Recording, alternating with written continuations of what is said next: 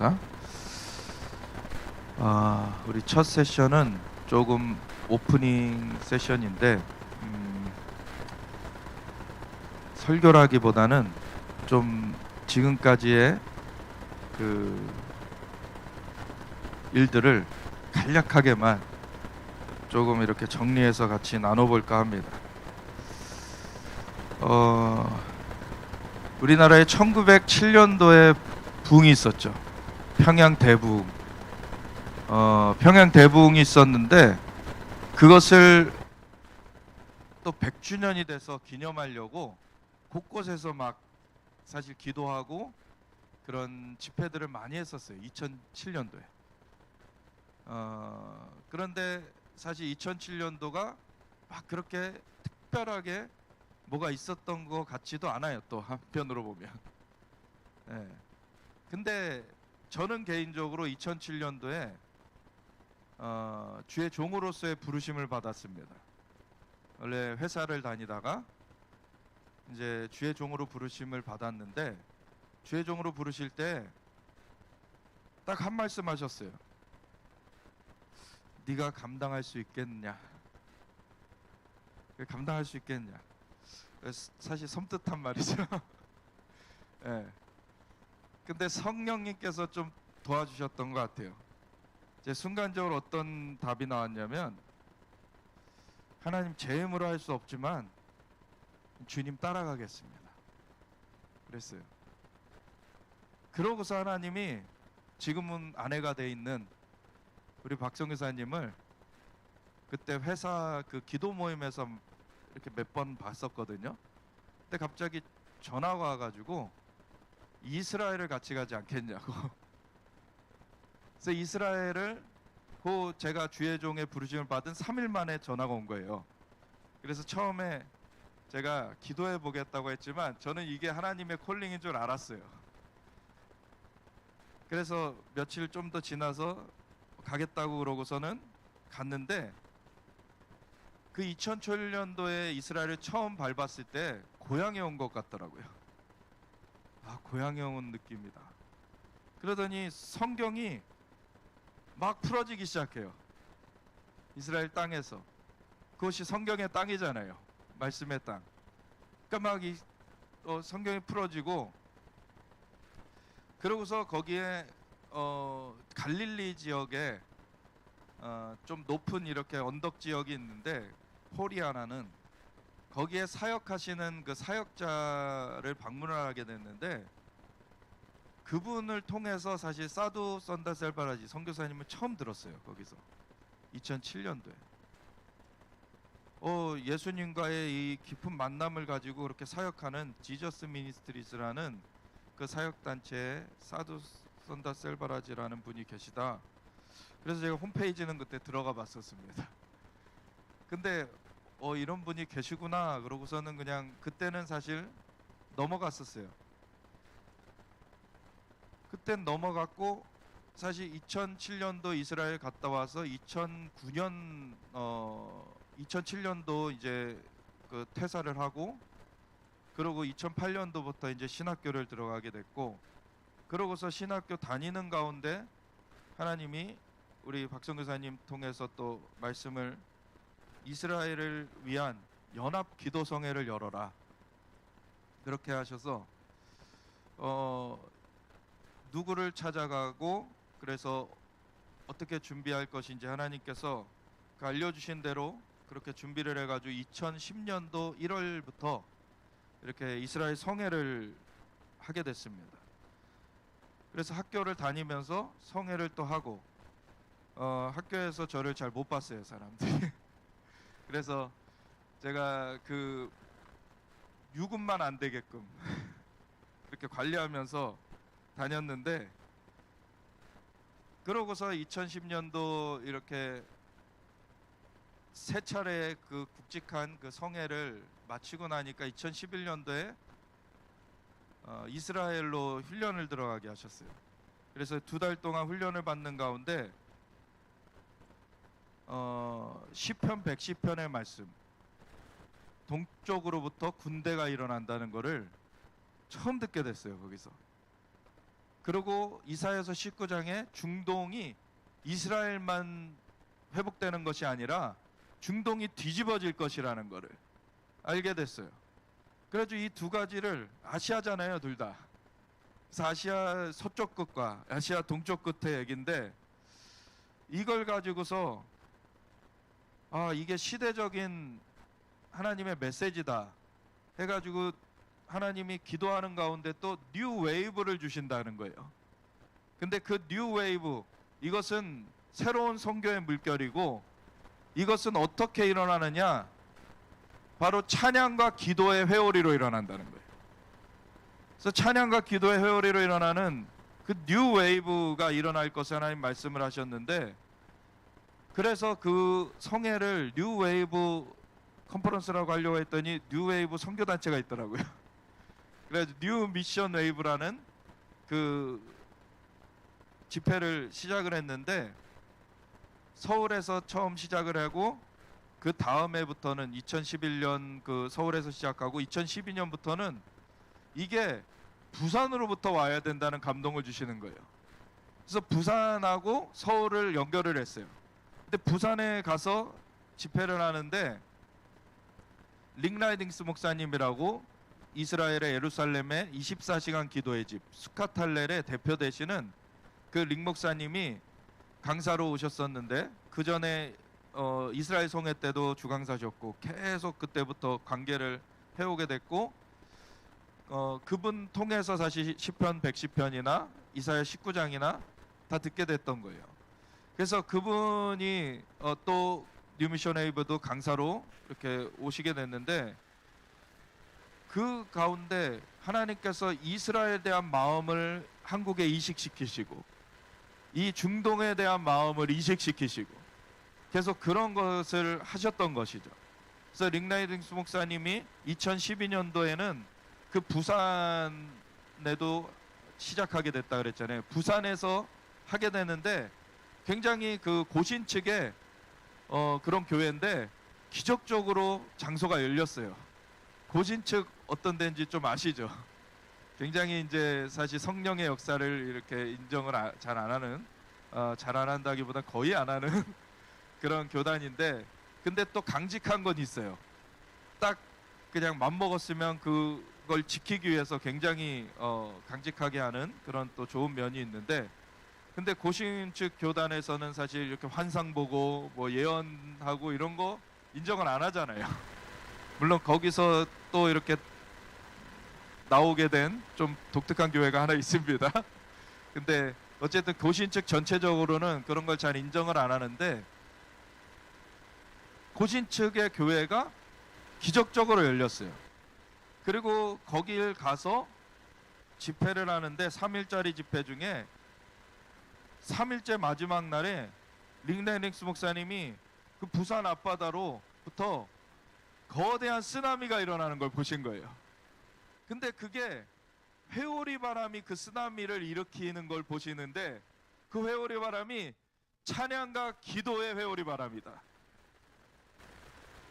하나님이 저한테 주셨던 말씀 그대로 거기서 선포를 하시는 거예요. 그리고 그게 쓰나미를 불러올려서 이 부산을 덮치고, 그리고 남쪽으로부터 이 대한민국을 덮어 쓸어 올려가면서 이렇게 덮어가고, 그리고 38선도 넘어가더라는 거예요. 그리고 그 물결이 북한을 덮고, 그리고 동쪽으로 일본으로도 가고, 그리고 서쪽으로 서진하면서 중국을 덮고, 그리고 중앙아시아를 덮고, 중동을 덮고, 저 예루살렘까지 가더라는 거예요. 할렐루야. 그래서 그걸 품고 계속 뉴미션 웨이브 컨퍼런스를 오랫동안 해왔습니다. 그때 당시에는 사실 이스라엘 성회하다가 이사야 19장으로 이렇게 확대가 되는 거를 이해를 못하는 분들이 많았어요. 이스라엘도 이제 어떻게 보면 새로 이식된, 그래서 이거에 집중을 해야 되는데 뭐 이스라엘에 집중은 안 하고 또 중동을 한다고 그러냐, 이런 좀 혼란을 받기도 했는데, 요즘에는 이사야 19장을 그래도 많이 아시게 된 것 같아요. 그러니까 좀 이식을 하는 그 과정들, 그 과정 가운데 처음에는 이해받지 못하고 오해도 받고 그런 과정들이 있습니다. 근데 뭐 하나님 하라 그러면 해야죠. 하나님이 하라 그러시면 하는 겁니다. 단순해요. 순종은 단순해야 할 수 있어요. 그냥 뭐 그 이후의 생각까지 너무 막 재고 있으면은 그 첫걸음을 못 뛵니다. 근데 하나님 하라 그러셨으면 그냥 내딛는 거예요. 그러면 하나님이 이루시더라고요. 아멘. 그래서 그렇게 쭉 이제 뉴미션 웨이브 컨퍼런스를 하면서 왔는데, 그런 사이 하나님께서 우리는 원래 선교 단체로서만 계속 가려고 했는데 하나님이 성전을 세워라 그러시더니 세계 기도를 하라시는 거예요. 그래서 세계 기도를 시작을 했는데, 그런 과정에서 굉장히 중요한 역할을 하신 분이 사두 선다 셀바라지십니다. 그 2017년도 다들 기억하실 텐데 그때 탄핵이 있었잖아요. 박근혜 전 대통령. 사실 2016년 말부터 이 탄핵의 광풍이 불었을 때 절대 헌법재판소에서는 이 탄핵을 인용할 거란 생각을 못 했었어요. 뭐 전혀 박근혜 대통령이 뭔 잘못을 했었습니까? 태블릿이라는 것도 조작 증거였고, 그게 이미 다 조작인 것도 사실 탄로났었는데, 그런데 박근혜 대통령이 탄핵이 된다는 걸 상상할 수가 없었어요. 근데 사두 선교사님을 그 해에 2017년도에 초청해야 된다는 마음을 받아서 연락을 드렸더니 이틀 만에 답장이 왔어요. 그냥 메일을 드렸는데 그 사역 단체에. 근데 이틀 만에 답장이 와가지고 오겠다 그러셔서 저는 좋아라 하고 있었죠. 블레싱 이스라엘이라는 타이틀로 성회를 하면서 이스라엘 축복하시는 분이니까 사도 선교사님도 오셔서 우리에게 축복을 좀 전해주셨으면 좋겠다. 근데 그때 타이틀이 뭐였냐면, 그 부제가 뭐였냐면 여호와의 군대였어요. 여호와의 군대. 그래서 이스라엘을 향해 가는 시편 110편의 그 역사, 그리고 쓰나미가 일어난 그 환상처럼 이제 이 한국이 일어나서 이스라엘로 좀 전진해 갔으면 좋겠다.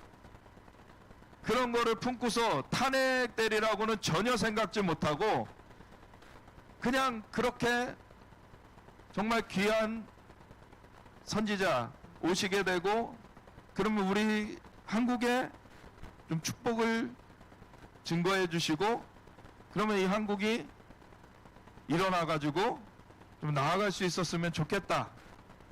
그런 마음으로 그걸 준비를 했는데 3월 13일부터 15일까지 3일간의 성회, 월화수 성회를 준비하고 있는데 3월 10일 금요일, 그 전주 금요일 날에 탄핵이 인용돼 버렸죠. 갑자기 되면 패닉이 된 거예요. 탄핵이 인용되고 나서 성회는 이미 준비되어 있고 사두 선교사님은 들어오시는데, 이게 원래 예상했던 그 그림이 아니잖아요. 전혀 그 그림이 아니니까 이거 어떻게 해야 되나 그러고 있었는데, 어쨌든 하나님의 메시지를 듣기 위해서 준비하고, 그리고 사두 선교사님이 단에 쓰셨는데 첫 메시지가 이 블레싱 이스라엘 여호와의 군대 이걸로 온 거 아니다. 한국에 경고하러 왔다. 딱 그게 첫 메시지셨어요. 그때부터 갑자기 머리가 띵 하기 시작하고, 그러고서는 갑자기 예언들이 선포가 되는데, 이 한반도의 남쪽으로부터 붉고 노란 개미떼들이 갑자기 이 땅을 막 다 점령해 가는 게 보인다. 그렇게 돼왔죠, 사실. 그런데 그걸 깨트리려면 이제 연합된 기도가 필요한데, 남한의 동북쪽으로부터 이 쓰나미가 그것을 덮쳐버려서 이거를 깨트려 버리더라. 이런 예언도 주셨었어요. 그래서 이것도 있었고, 또 하나는 회개를 해야 되는데, 한국에 대하여서 하나님께서 말씀하시는 게 네 가지를 특별히 회개해야 되는데, 위선, 그리고 교만, 거만, 그리고 자기 성취의 거짓.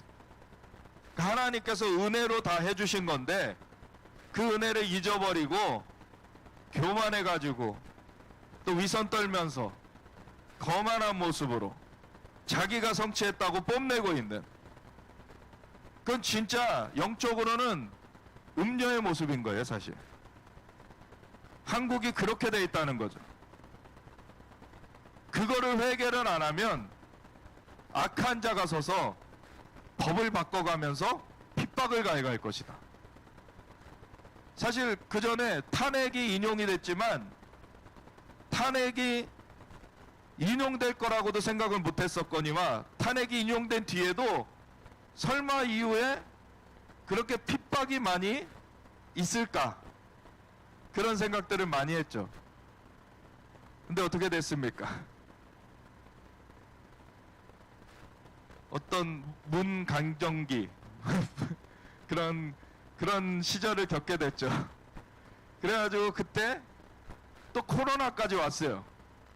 그거를 기회 삼아가지고 교회를 핍박해 가는데, 실제로 그때 예배 자유를 위한 그 예자연이라고, 예배 자유를 위한 연대라는 그런 그 변호사분들이 이렇게 이 예배 자유를 수호하기 위해서 이렇게 모여졌던 그런 단체가 있어요. 거기에 함께 하셨던 분한테 나중에 듣게 됐는데 법을 한 50번을 바꿨대요. 그래가지고 핍박을 가해한 거예요. 계속 체감을 했었죠. 우리가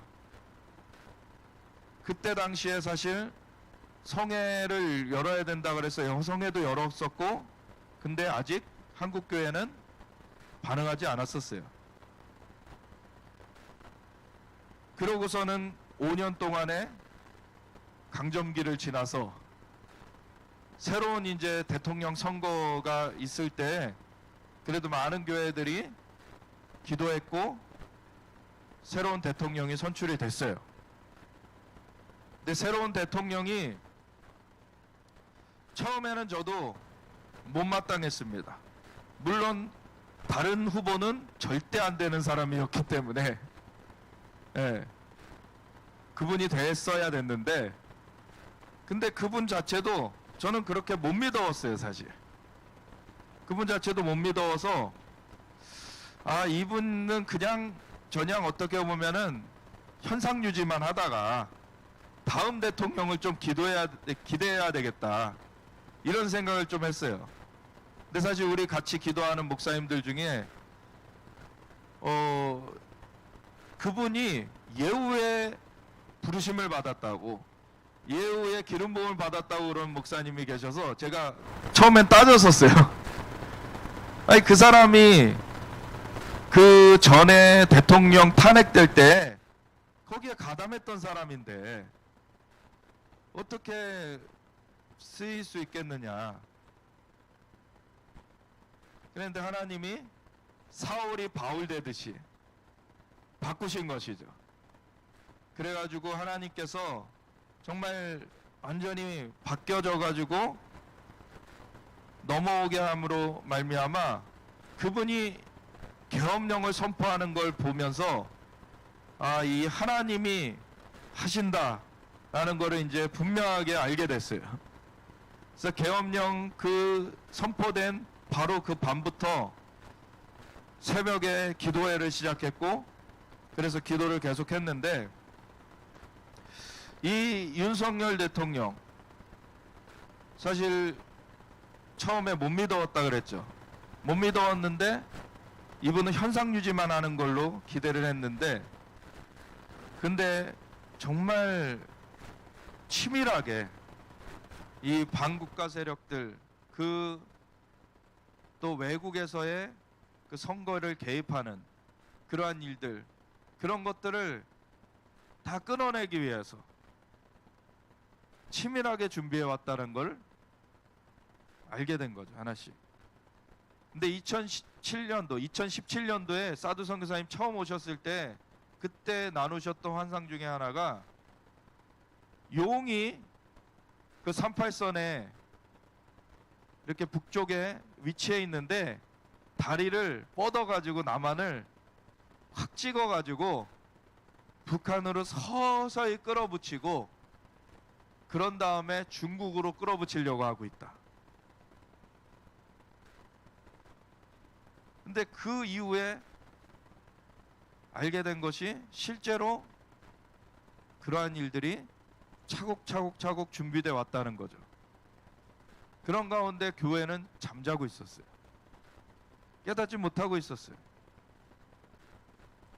그런 가운데 이 교회는 사실 회개성에 처음에 실패를 했었죠.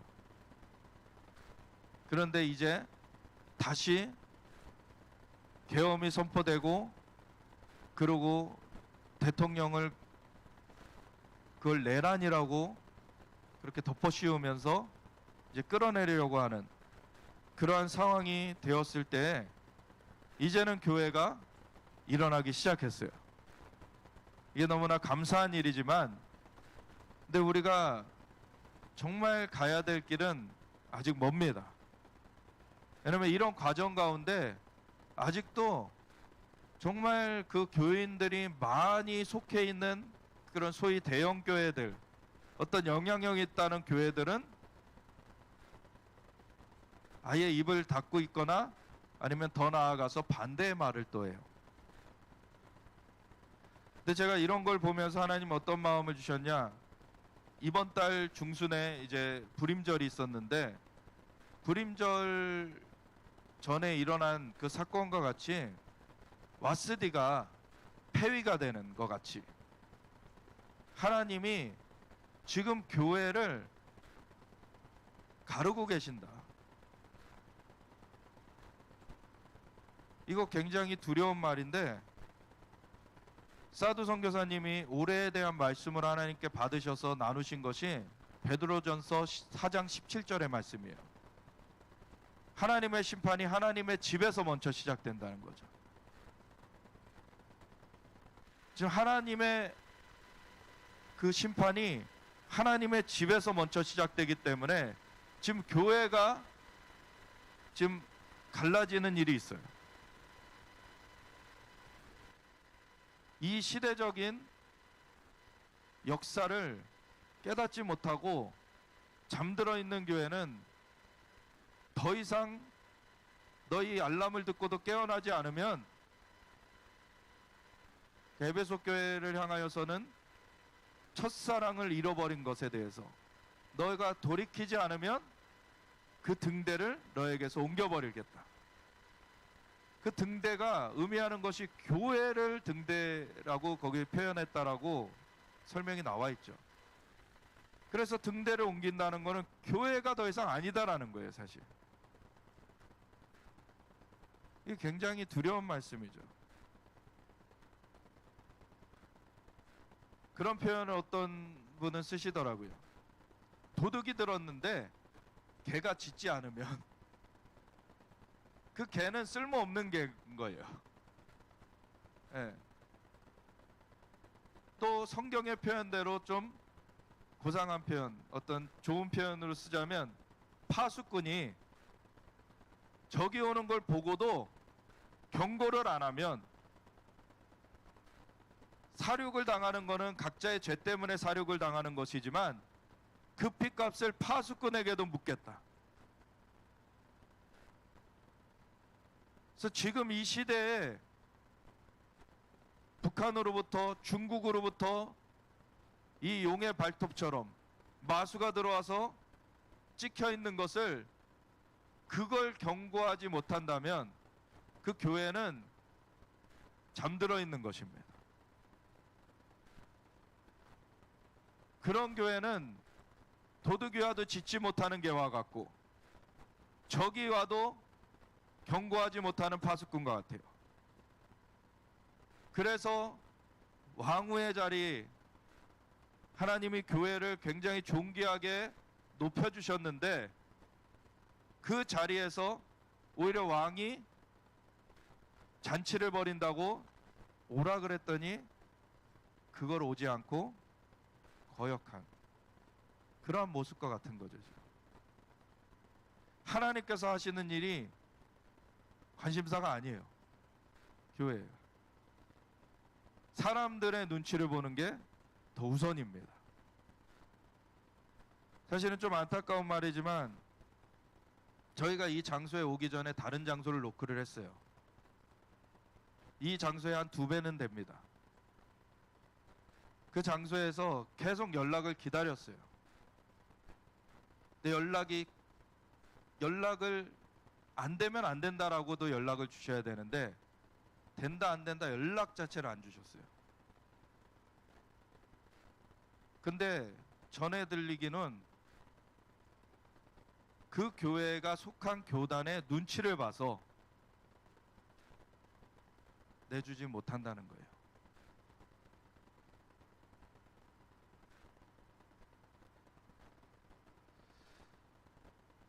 이렇게 눈치를 보는데 나중에 적그리스도의 눈치 안 보겠습니까? 지금 교회 상황이 굉장히 심각해요, 사실. 적그리스도의 위협은 나날이 현실화되고 있습니다. 코로나를 겪어봐서 어느 정도 우리가 체감을 했잖아요. 코로나보다 더한 질병을 이제 풀어놓을 것이고, 그러면 질병 때문에 통제가 필요하다.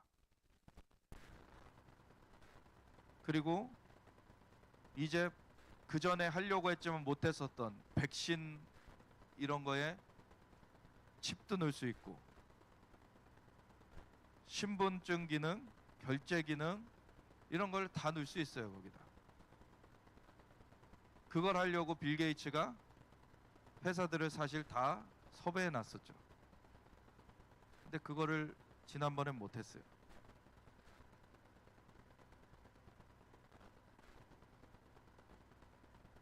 지금은 전쟁의 때입니다. 지금은 전쟁의 때예요. 마지막 예수님의 다시 오시기 전에 계시록 12장에 보면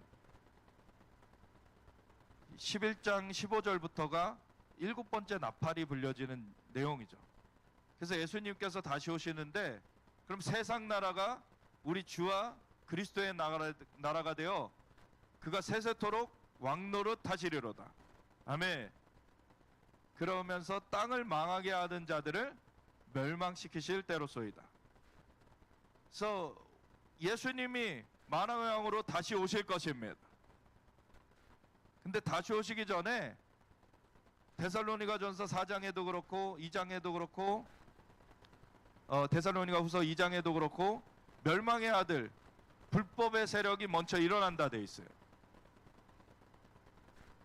그러면은 그 불법의 세력을 우리가 이길 수 있어야 되고 그 준비가 되어져야 되는데, 지금의 상황을 보면은요, 이 땅에서의 그 정치적인 그 반국가 세력들, 그 반국가 세력들에게도 그 위협을 못 이겨가지고 눌려 있는데,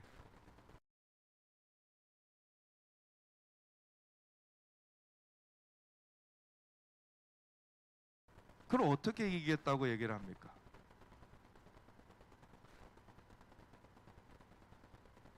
이길 수 있는 방법은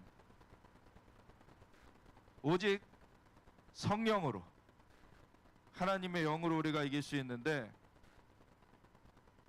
근데 하나님의 영을 우리가 의지하는 것 가운데 그것이 삶의 열매로 나타나야 되는 것이죠.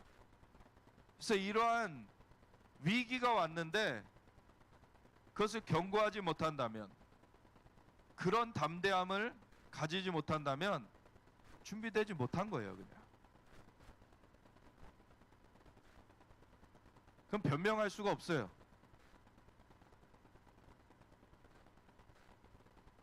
시편 110편에는 예수님이 다시 오시는 그때가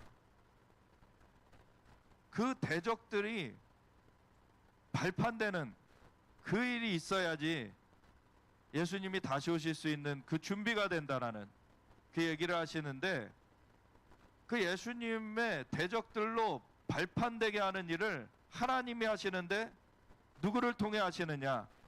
하나님의 백성들을 통해 하십니다. 그래서 2절에 여호와께서 시온에서부터 주의 권능의 규를 내보내시리니 주는 원수들 중에서 다스리소서.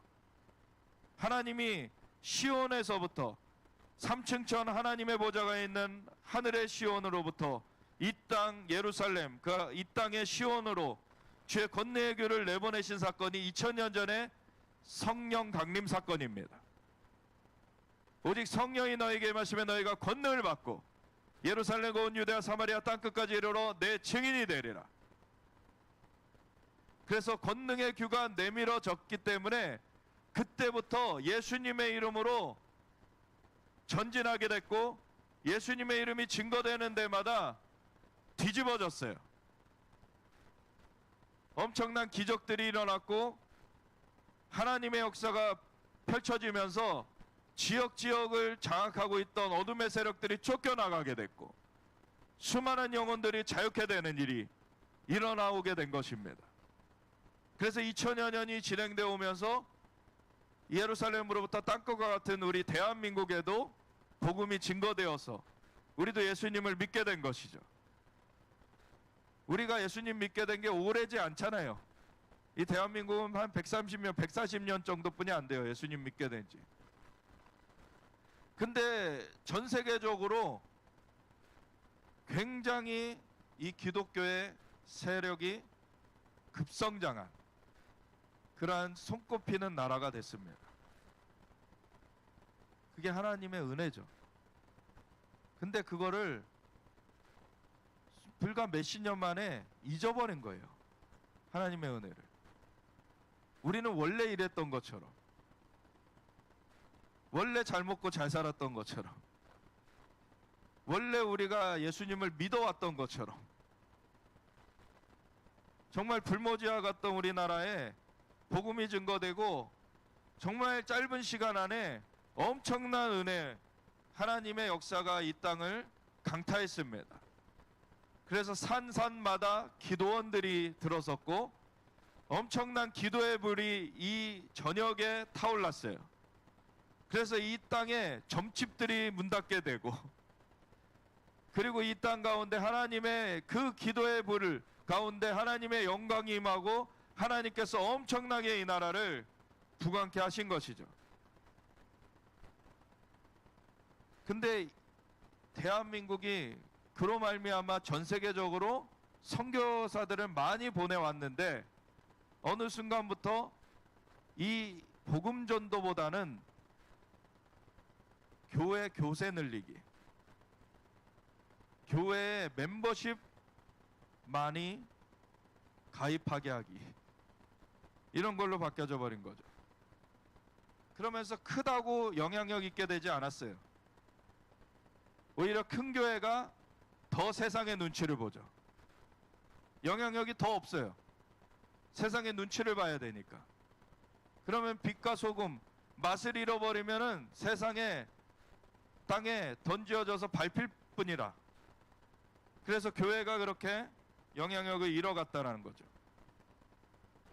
근데 주님께서 원하시는 거는 이 군대로 일어나라. 하나님께서 정말 2017년도에 원했지만 그때는 하지 못했어요. 여호와의 군대라는 부제를 달고서 했지만 군대로 일어나기는커녕 너희가 다 지금 잠들어 있을 뿐만 아니라 거의 숨이 넘어가고 있다. 한국교회가 그런 상황인데 무슨 군대가 됩니까? 그러니까 그때는 이것 때문에 온 거 아니다. 경고하러 왔다. 그리고 사실 똑같은 경고가 2년 전 2023 대한민국 예언적 부르심 성회 때 사두 선교사님이 똑같은 메시지를 받았다고.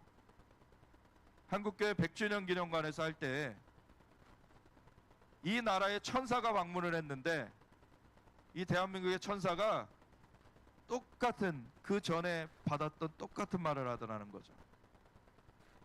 악한 자가 설 것이다. 그러니까 그 한 7년 동안에 2023년 2017년부터 2023년까지 6년 동안에 그렇게 확 개선되진 못했던 거예요, 사실.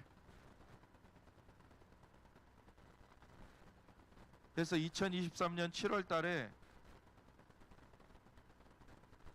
3, 4, 5일 이렇게 7월 초에 성회를 마치고 나서 어떻게 해야 되나 하다가 7월 말부터 이렇게 목사님들 모이고 그때부터 이제 회개 부흥 기도회를 매주 하게 됐는데 한 1년 반쯤 지났을 때 계엄령이 터져버린 거죠. 근데 이것은 하나님이 우리나라에 주신 기회입니다. 이미 그 전부터 그 용의 마수는 이 나라를 찍어왔고 그래서 계속 끌어가고 있었어요. 이미 이 나라의 손발을 잘라버리고 행정부를 마비시켜가면서 계속 끌어가고 있었어요. 근데 그것에 대해서 알람을 울린 것이 계엄령입니다. 이 알람이 없었다면은요 그냥 집어삼켜지고 끝났을 거예요. 근데 교회가 기도할 때 이 땅에 하나님이 왕의 마음을 움직이죠. 그래서 에스더서의 그 말씀처럼 아하수에로 왕을 감동시키기도 하시고 하나님이 고레스를 사용하시기도 하시고 그렇게 하나님이 왕들을 교회가 기도할 때 하나님이 그 마음을 바꾸셔서 상황이 바뀌게 하십니다. 그래서 그 키는 왕이 실행하는 것 같지만 교회에 있는 거예요.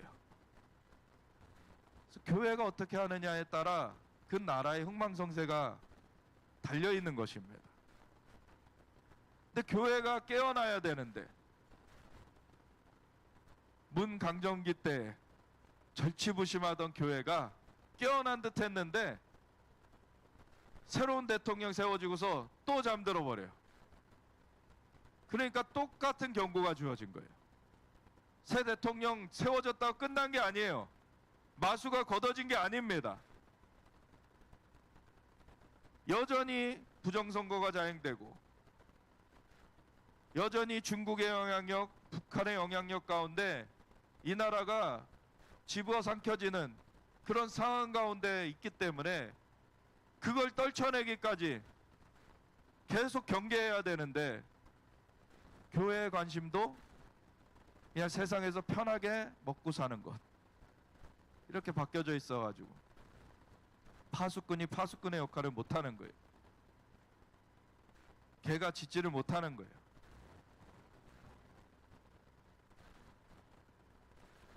저의 관심은 한국의 교회가 어떻게 일어날 수 있을까? 이번에 계엄령 직후에 바로 기도회를 할 때도 하나님이 비밀함이 열쇠가 돌려져서 열려지는 것 그것을 보여주시면서 이 열쇠가 돌려져야 진실이 드러나게 되는데 그 열쇠가 돌려지려면 교회에 연합된 기도가 필요하다. 교회에 연합된 기도. 그래서 기도가 어느 정도 일어났어요 지금. 그래서 진실이 알려져 가고 있죠. 그렇지만 이 반대의 세력은 진실이 알려진다고 탈로 났구나 그러고서 끝내는 세력이 아니에요. 완전히 그 악의 세력을 제압할 수 있도록 교회가 그렇게 일어나야 됩니다. 그래서 에스더와 같이 죽으면 죽으리라. 사실 오늘 찬양할 때도 정말 인자이신 예수님 주님 마땅히 사랑합니다 그 마지막 찬양을 하는데 제가 그런 마음이 드는 거예요. 하나님께서 주신 은혜가 너무 감사하면서 주님 제가 지금 이 순간 제가 되더라도 이 나라를 살려주세요.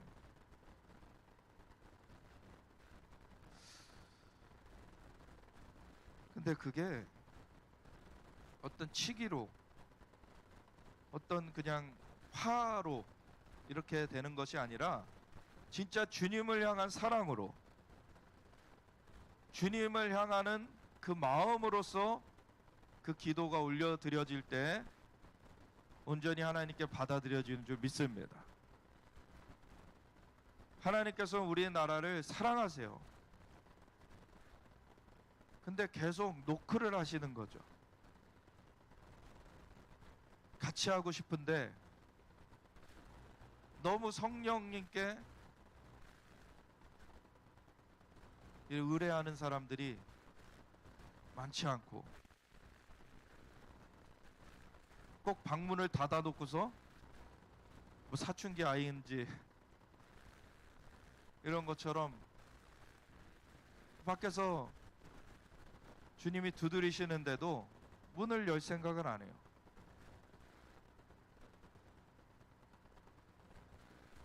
디모데후서 2장에 보면은 너는 그리스도 예수의 좋은 병사로 나와 함께 고난을 받으라. 정말 바울 사도가 마지막으로 쓴 서신이라고 하죠, 이 디모데후서가. 그러면서 자기의 영적 아들인 이 디모데를 향하여서 정말 권면들을 쭉 해가고 있는데, 그런 가운데 너는 그리스도 예수의 좋은 병사로 나와 함께 고난을 받으라. 병사로 복무하는 자는 자기 생활에 얽매이는 자가 하나도 없나니 이는 병사로 모집한 자를 기쁘게 하려 함이라. 아멘. 한국교회가 이렇게 되길 원합니다. 근데 한국교회가 이 주인된 하나님께 초점을 맞추는 게 아니라 세상에 초점이 맞춰져 있죠.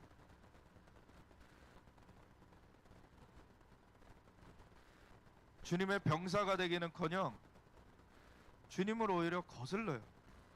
대적을 해요. 주가 쓰시겠다 라고 하면은 교단 때문에 눈치 보여서 안 된다. 우리 교회에 헌금 많이 하는 사람이 싫어하는 얘기라서 내가 못하겠다. 우리 안에 어느 지역의 사람이 문제 제기할까봐 내가 못하겠다.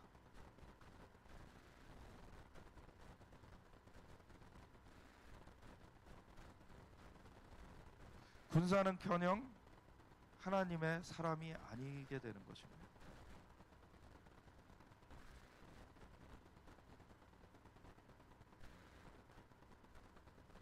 우리 한국교회가 정말 깨어나야 돼요. 정말 하나님이 은혜를 부어주실 때 우리나라 하나님께 매달리는 것 외에는 다른 살아날 방법이 없었습니다. 우리나라 근데 잘 먹고 잘 살게 되면 신명기 33장의 말씀처럼 여술은 그 이스라엘의 애칭이죠. 원래는 그 이름의 뜻은 곧다라는 뜻인데, 근데 곧은 그러한 나의 자녀가 돼야 되는데, 하나님의 자녀가 돼야 되는데, 근데 여술은이 기름짐에 나를 발로 찼도다.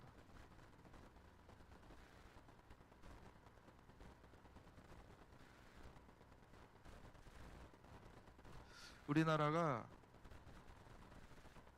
사실 라오디게아 교회 같은 모습도 있고 에베소 교회와 같은 모습도 있고 사대 교회와 같은 모습도 있고 다 있다고 생각해요. 좀 미지근한, 그냥 나한테 피해만 안 오면 돼, 그런 신앙. 아니면 첫사랑은 온데간데 없어지고 그냥 세상에서 내가 뭘 더 얻을까, 그거에 빠져가지고 영적으로는 가늠하는 그러한 생활.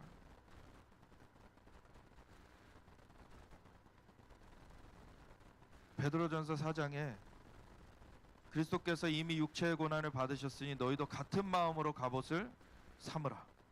이는 육체의 고난을 받는 자는 죄를 그쳤습니다. 사실 이 땅에서 많은 걸 누려도 죄와 함께 있다면 파멸로 가는 것입니다.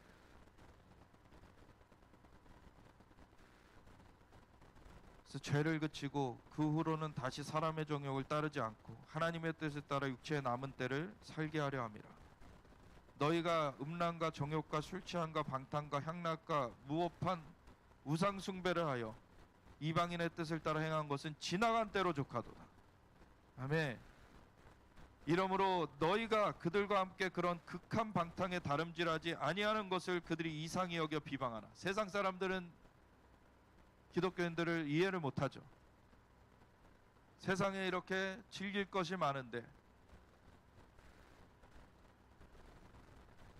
근데 기독교인들은 세상과 짝하여서는 안 되는 것이죠. 그 세상 사람들, 그들이 산자와 죽은 자를 심판하기로 예비하신 이에게 사실대로 고하리라. 그 심판의 날이 옵니다. 이를 위하여 죽은 자들에게도 복음이 전파되었으니 이는 육체로는 사람으로 심판을 받으나 영으로는 하나님을 따라 살게 하려 함이라. 그래서 이미 과거 죽은 세대 가운데서도 복음이 전파됐고 만물의 마지막이 가까이 왔으니 그러므로 너희는 정신을 차리고 근신하여 기도하라. 무엇보다도 뜨겁게 서로 사랑할지니 사랑은 허다한 죄를 덮느니라. 저도 영성 집회를 굉장히 많이 경험을 했는데 가보면 아쉬운 게 이거예요. 자기가 은혜 받기 위해서 남을 밀치는 거예요. 어떤 데는 너무 관심이 없어서 문제고, 어떤 데는 너무 자기가 취하는 거에 관심이 많아가지고 문제고.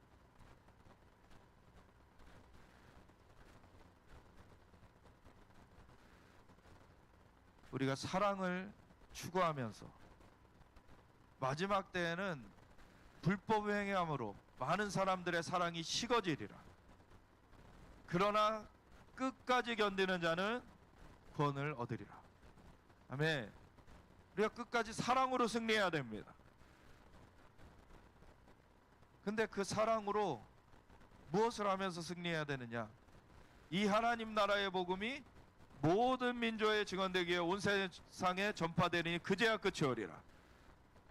이 하나님 나라의 복음이 전파되는 것을 정말 수많은 잃어버린 영혼들이 예수님께로 돌이켜 살 수 있도록 그 사랑을 나누는 자들로서.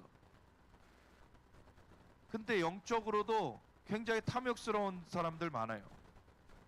기름 부음을 계속 자기가 다 받아야 돼. 다른 사람들도 받아야죠. 근데 자기가 받아야 되기 때문에 다른 사람은 좀 제껴줘야 돼 막. 그리고 어떤 사람은 그래요. 사람마다 다 부르심이 있습니다. 그 다 부르심대로 기름 부음이 있어요. 근데 저 사람의 기름 부음을 내가 뺏으려고 그래. 취하려고 그래.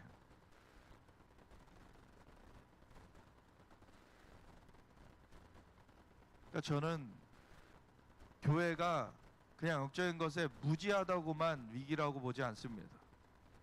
영적인 것에 오히려 안다고 하는 사람들도 문제가 많은 경우가 있어요. 그걸 무엇으로 추구하느냐?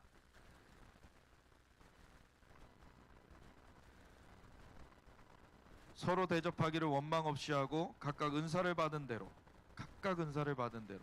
하나님의 여러 가지 은혜를 맡은 선한 청지기 같이 서로 봉사하라. 만일 누가 말하려면 하나님의 말씀을 하는 것 같이 하고 누가 봉사하려면 하나님의 공급하시는 힘으로 하는 것 같이 하라.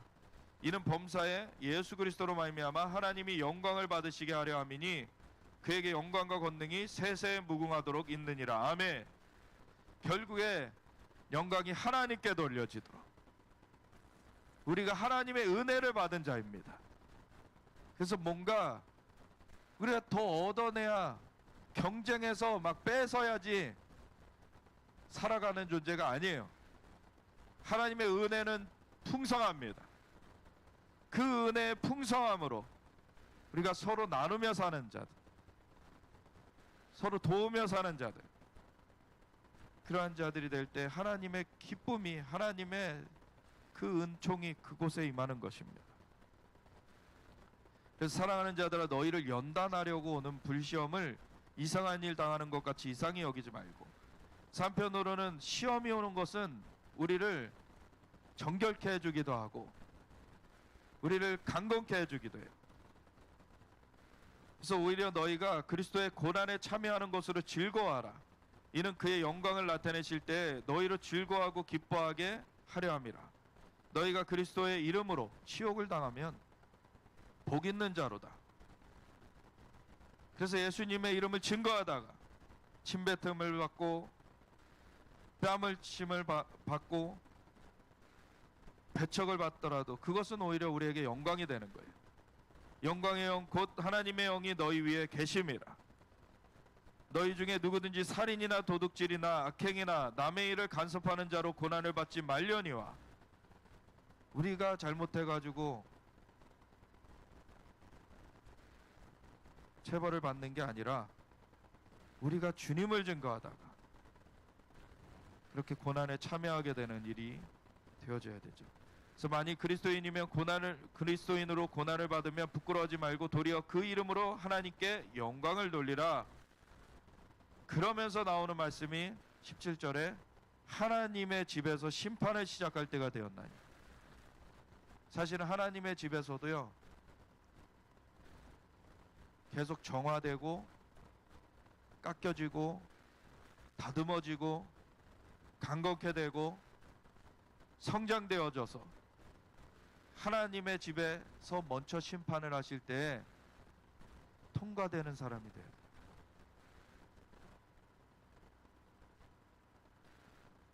그래서 만일 우리에게 먼저 하면 하나님의 복음을 순종하지 아니하는 자들의 그 마지막은 어떠하며 또 의인이 겨우 구원을 받으며 경건하지 아니한 자와 죄인은 어디에 서리요.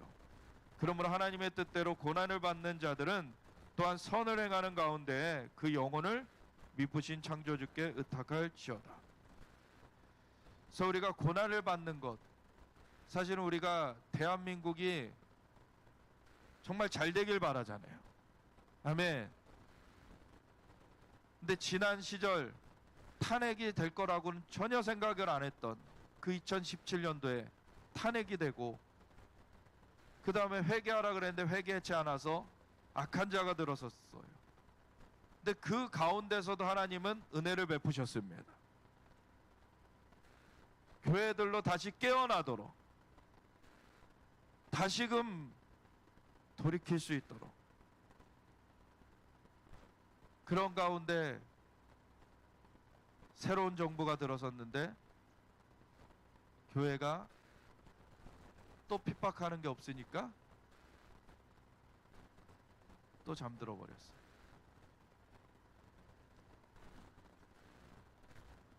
교회가 너무 지금 수준이 낮은 상태에 있는 겁니다.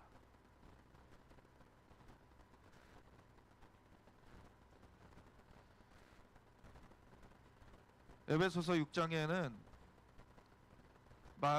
에베소서 전체를 마무리하면서 사도 바울이 이렇게 얘기를 하시죠.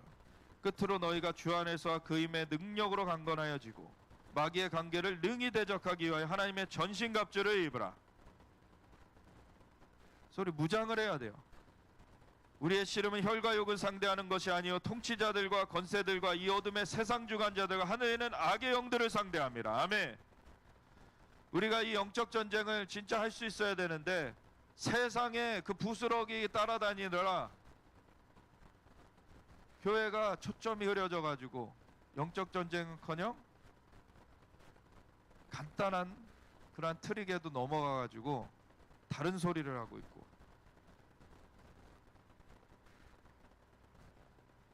그러므로 하나님의 전신갑주를 취하라. 이는 악한 날에 너희가 능히 대적하고 모든 일을 행한 후에 서기 위함이라. 그런즉 서서 진리로 너희 허리띠를 띠고 의의 호신경을 붙이고 평안의 복음이 준비한 것으로 신을 신고 모든 것 위에 믿음의 방파를 가지고 이로써 능히 악한 자의 모든 불화살을 소멸하고 구원의 투구와 성령의 검 곧 하나님의 말씀을 가지라. 모든 기도와 간구를 하되 항상 성령 안에서 기도하고 이를 위하여 깨어 구하기를 항상 힘쓰며 여러 성도를 위하여 구하라. 아멘. 그래서 하나님의 전신갑주를 우리가 취하면서 마무리 이 말씀처럼 모든 기도와 간구를 하되 항상 성령 안에서 기도하고, 우리가 계속 깨어있는 삶을 살아야 됩니다. 다시 기도의 불이 이 땅에 타오르야 돼요. 2023년도 7월 3, 4, 5일 3일 동안의 한국교회 100주년 기념관, 그것도 굉장히 예언적 의미가 있습니다. 물론 한 교단에서 세운 거지만 이름이 한국교회 100주년 기념관이었어요. 그 한국교회 100주년 기념관 대강당에서 할 때 이렇게 양쪽으로 좌석들이 있고 가운데 크게 통로가 있는데, 사도 선교사님이 경고를 전해 주시면서 이 가운데 불꽃이 일어나고 있다. 하나님이 다시 기도의 불을 회복하라고 하시는 거예요. 기도의 불이 회복되면 이길 수 있다는 것입니다.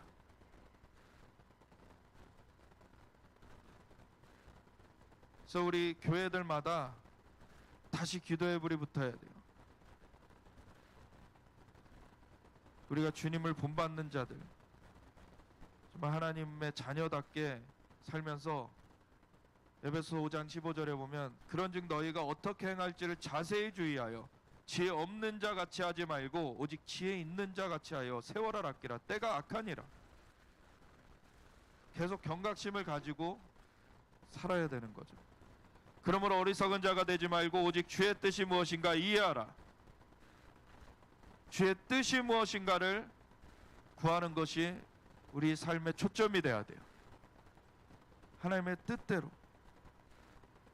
술 취하지 말라. 이는 방탕한 것이니 오직 성령으로 충만함을 받으라. 시와 찬송과 신령한 노래들로 서로 화답하며 너의 마음으로 주께 노래하며 찬송하며 범사에 우리 주 예수 그리스도의 이름으로 항상 아버지 하나님께 감사하며 그리스도를 경외함으로 피차 복종하라. 아멘. 그래서 세상에 취하지 말고 성령으로 충만하라고. 하나님, 사람의 속에 있는 것을 사람의 영 외에는 알 수 없듯이 하나님의 속에 있는 것을 하나님의 영 외에는 알 수 없다고 하셨습니다.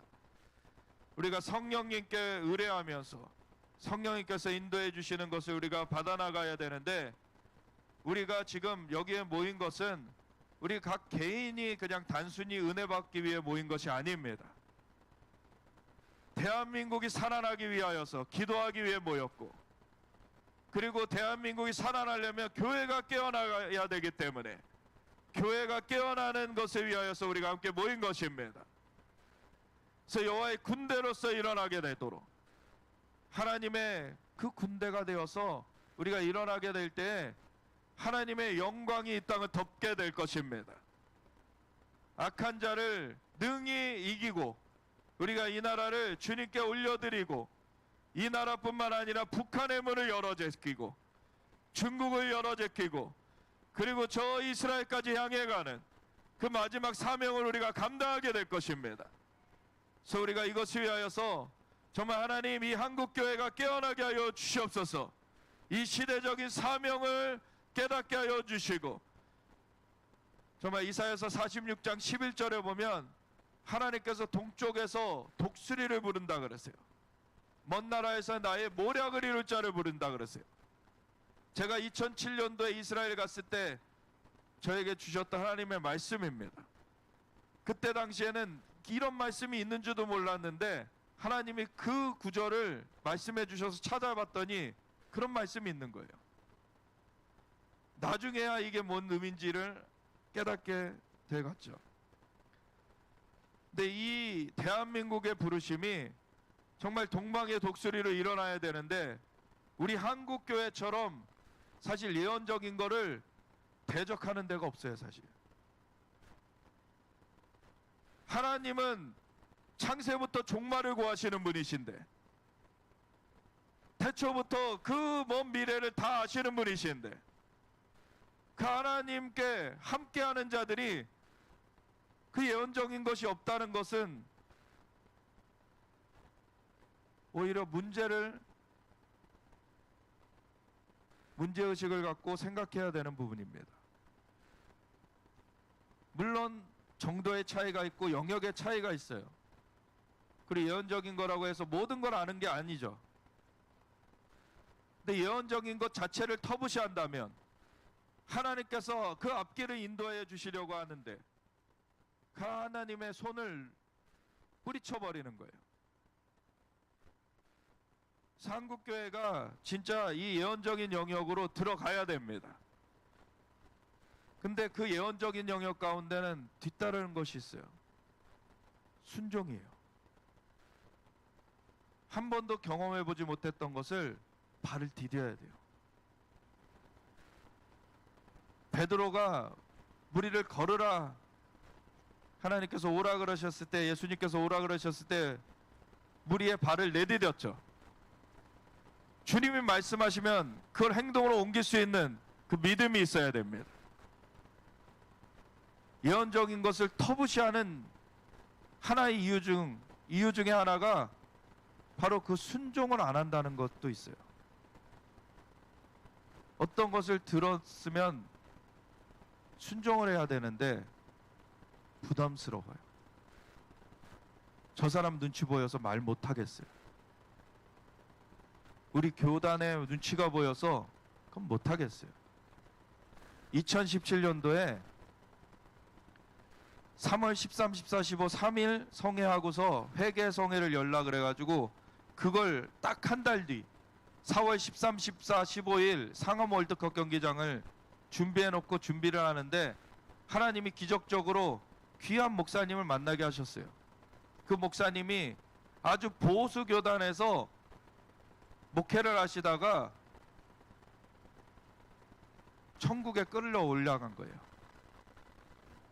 그래가지고 완전 이분의 생각이 바뀌었어요. 그래서 이분 천국 강직책도 썼어요.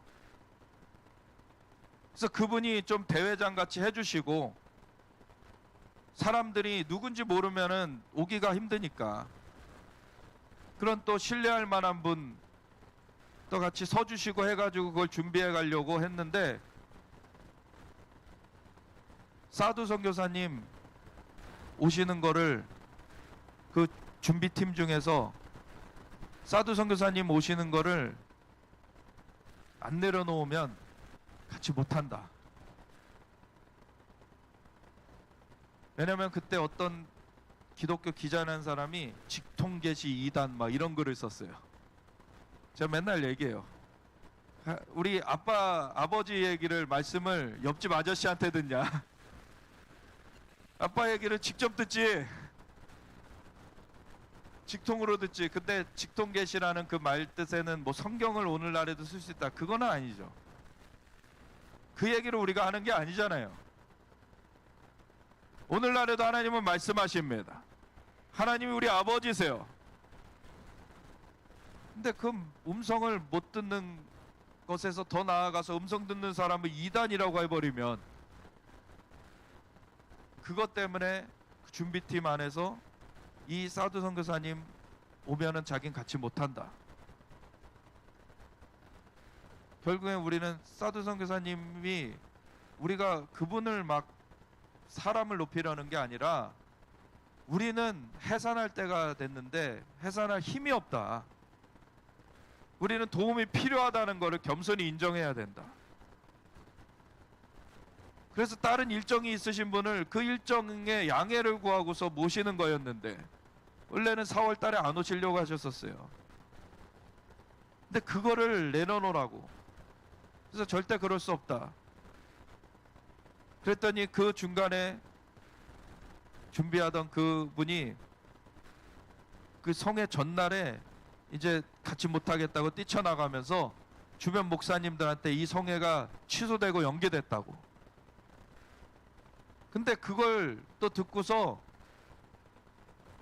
천국 경험을 했다는 그 목사님이 듣고서 본인은 이 개회 예배 때 무슨 메시지를 할지를 하나님 주셨다 그러셨었거든요. 근데 안 오시기로 한 거예요.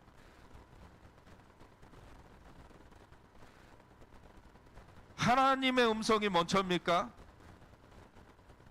사람의 눈치가 먼저입니까? 한국교회 이거 넘어서지 못하면 한국교회는 망하는 거예요. 사울같이 되는 거예요. 사울. 사람이 두려워서 내가 하나님의 말씀 어겼습니다 하는 거예요. 다윗은 사람의 눈치를 보지 않고 하나님의 음성대로 갔죠. 물론 범죄했어요, 그도. 근데 하나님 앞에 철저히 회개합니다. 한국교회가 사울의 길을 갈 것이냐, 다윗의 길을 갈 것이냐, 하나님 그걸 묻고 계시는 거예요. 근데 언제까지 사람의 눈치를 보면서 사울의 길로 패망하려고 합니까? 그래서 같이 좀 기도하기 원하는데요, 한국 교회를 위해 함께 기도했으면 좋겠습니다. 한국 교회가 더 이상, 사실 우리나라에는 유교적인 그 백그라운드, 배경이 있어서 이 사람 눈치 보는 게 굉장히 강해요. 위선 떠는 것이 굉장히 강해요. 이거 깨트리지 않으면 안 됩니다.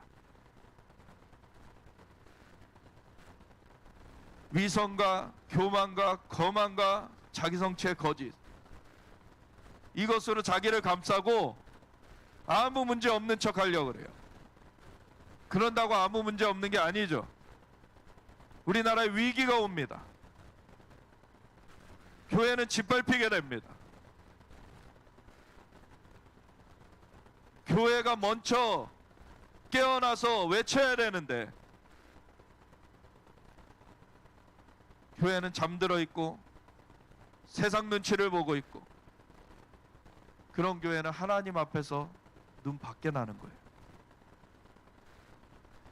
그래서 우리 한국교회가 하나님 눈 밖에 나는 교회 되기를 원치 않습니다. 한국교회가 정말 하나님 눈 안에 있는, 정말 하나님과 눈을 맞추는 그런 교회 되기 원합니다. 하나님이 한국교회를 좀 새롭게 하여 주시옵소서. 우리가 이것을 위하여서 함께 기도하기 원합니다. 함께 주여 외치면서 같이 함께 기도하겠습니다. 주여!